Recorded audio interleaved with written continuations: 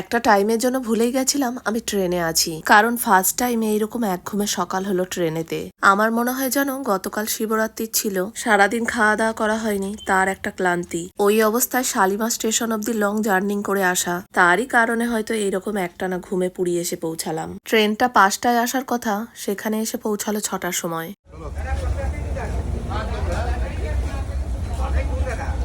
আরে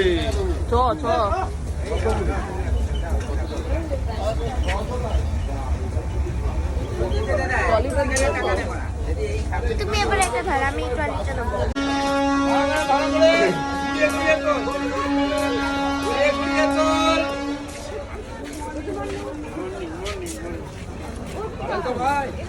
তার বলছে দাঁড়িয়ে যাওয়ার পর ভুল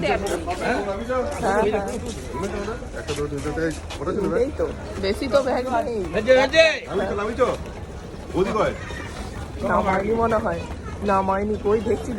এবার আর আমাদের গাড়ি করার ঝামেলা নেই, টিমের যারা বড় রয়েছেন তারাই ঠিক করবেন। চলো আমরা ততক্ষণ একটু ধীরে সুস্থে বাইরে যাই।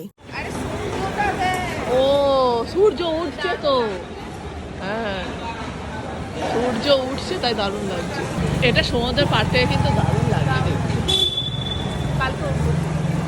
হ্যাঁ আজও তো ক্লান্তি নেই, মানে সারা রাতই ঘুমিয়েছি ট্রেনে, যেটা কোনোদিন হয় না, এটা ফার্স্ট টাইম এরকম এত ঘুমালাম। কেন কি জানি, মানে বুঝতেই পারিনি যে মানে জার্নিটা। হ্যাঁ ট্রেনে এমনি ঘুম হয় না, কিন্তু এবার সত্যি মানে বুঝতে পারি মনে হচ্ছে সেই বাড়িতে শুয়ে আছে। না এই ট্রেনটা সত্যি খুব ভালো সার্ভিস দিয়েছে।